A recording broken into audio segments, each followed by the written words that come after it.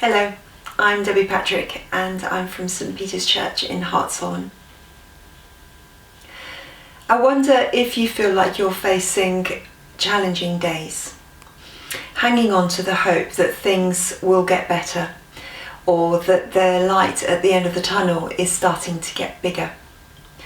I wonder if you're facing big challenges right now, job uncertainty either directly or for someone that you love.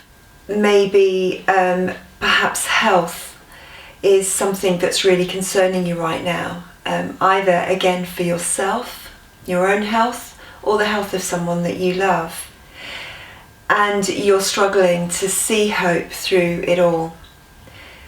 The challenges of these current times are numerous and extremely personal, even though we're all going through these times together. We're responding differently, and we all have good days and we have bad days. Days when we feel on top of things and days when we don't. Days when we feel like we have the answer and days when we don't. It's at times like these that we all need, more now probably than ever before, to cling on to whatever we know about Jesus. That small revelation that we remember from a past encounter with him. Memories of the hope that we have in who Jesus really is, the Saviour and Redeemer of creation. We will remember quite possibly a day we realised just how amazing God is and just how loved we are by him. That golden moment in time that challenged our perspective and started us on the journey that we're on today. And we still have moments or gifts of grace in our morning or evening prayers, times when we read the Bible and get a sense that God is speaking to us. I still remember my wedding day. The day when I stopped being Debbie Morris and became Debbie Patrick. The day I stopped being single and became a married woman, belonging to something more than the sum of my parts. Something bigger, something shared. I remember getting ready and putting my dress on. I remember getting to the church and walking down the aisle. I remember making my vows and hearing Jeff make his. I remember signing the register and nervously signing with my new name, signature I had practiced quite a lot. I remember the photos and the meal. I remember our honeymoon. These are really significant moments in my history, life-changing moments. But that was 29 years ago. I can say that the 29 years since is what has made me who I am today and who we are as a couple. Not the wedding day, not the dress and not the honeymoon. It's the day in and the day out of marriage. It is the gradual growing of trust. It's the learning to share and give to be part of a couple. We all have significant and memorable days in our lives, days that we would consider to be life-changing. But we have never been able to freeze time, to stay in that moment, no matter how much we would like to. We always have to go home, to go to bed and wake up the next day. That significant moment becomes a thing of the past, something to remember. But if we work at it, it can be something that changes us forever. Peter, James and John had a moment in time like no other. Jesus gifts them this moment that will change their lives forever. This privileged moment, this intimate moment that marks them all. It shifts their perspective and is finally recounted by a man, amongst others, who wrote quite some time after the event. Let's hear now from Mark. We're going to hear Mark 9, verses 2 to 9. After 6 days, Jesus took Peter, James and John with him and led them up a high mountain where they were all alone. There he was transfigured before them. His clothes became dazzling white, whiter than anyone in the world could bleach them. And there appeared before them Elijah and Moses, who were talking with Jesus. Peter said to Jesus, "Rabbi, it is good for us to be here. Let us put up 3 shelters, one for you, one for Moses, and one for Elijah." He did not know what to say, they were so frightened. Then a cloud appeared and covered them, and a voice came from the cloud, "This is my son whom I love, listen to him." Suddenly, when they looked around, they no longer saw anyone with them except Jesus. As they were coming down the mountain, Jesus gave them orders not to tell anyone what they had seen until the Son of Man had risen from the dead. Remember, Jesus had already started to hint at his death. The disciples would have started feeling very unsettled. They were very challenging days, and they knew the days were only going to get worse. It would have been difficult to see the light at the end of the tunnel. So to see Jesus now looking like an angel and speaking to Moses and Elijah, wow. To see Jesus transfigured or completely changed. I wonder if you were there, if you were one of those privileged disciples. Would you fall down and worship? Would you pray? Would you be craning your ear to try and listen in at this astonishing conversation that you saw happening? Would you start planning how to make the most of the moment? Start framing your words so that you can remember everything when you tell everyone about what you have witnessed. Well, Peter, bless him, decided that the best thing to do would be to build a shelter. A structure of some sort, something that will mark the place of this happening, something that they can go back to in order to capture the moment again and again. Not unlike the shrines and the wells that were erected in the Old Testament by the Israelites to mark a moment when God had stepped in for them, a time where God had really moved on their behalf. Something that they could go back to, something to remember, a place and a time where they had been rescued. Peter starts to lay out his plan to Jesus when God speaks. There are very few accounts of God's voice being heard in the New Testament. Mark records only 2. At Jesus' baptism, where he says, "You are my son whom I love. With you I am well pleased."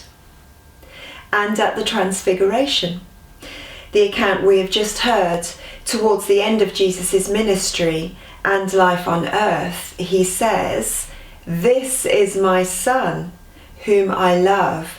Listen to him." Both times, God is clear about who Jesus is. "You are my son, and this is my son."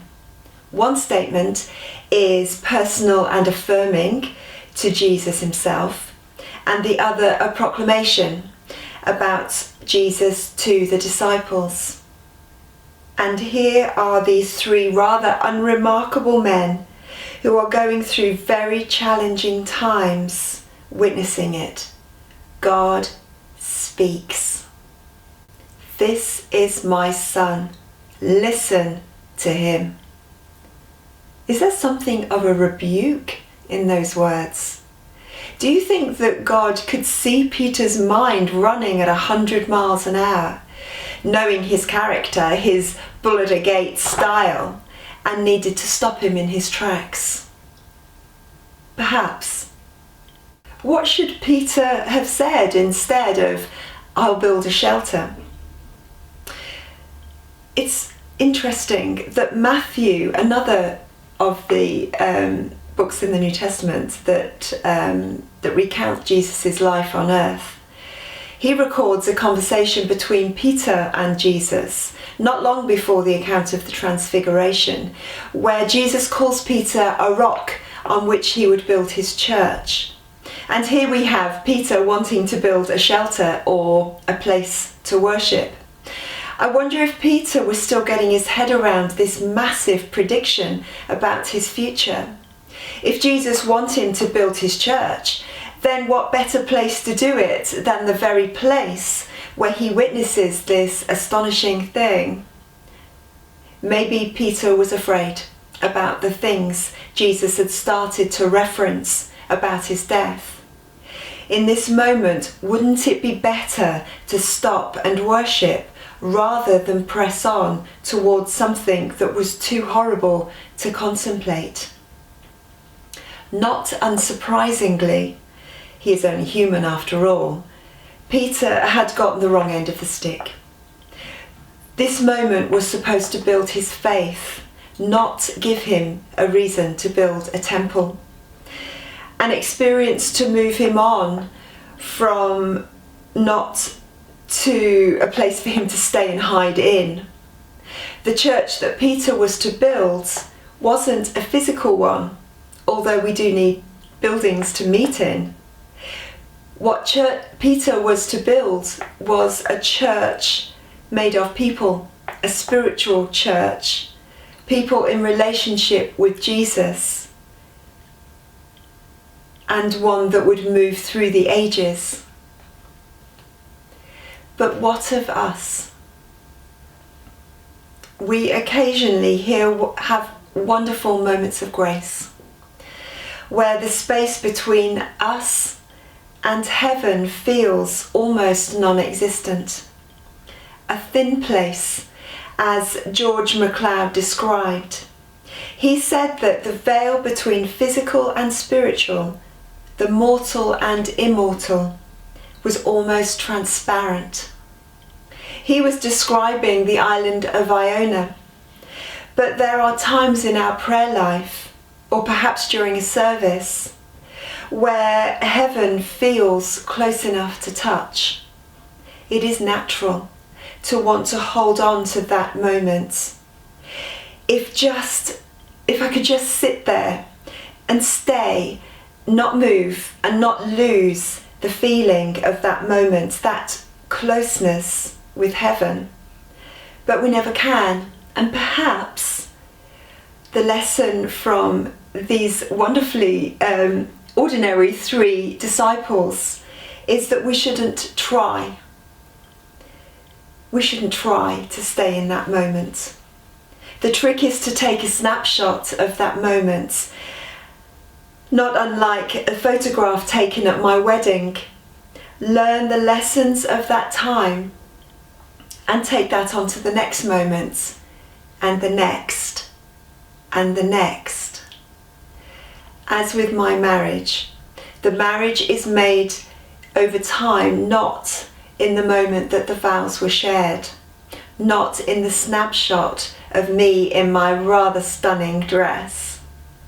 It is so with our relationship with God, not made in the moments of grace or thin places, but in what we do with those moments, moving on and taking the lessons with us.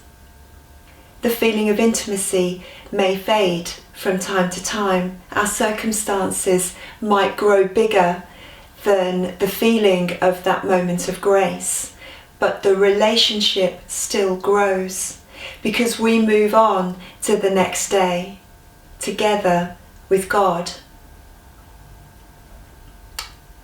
So, back to our disciples.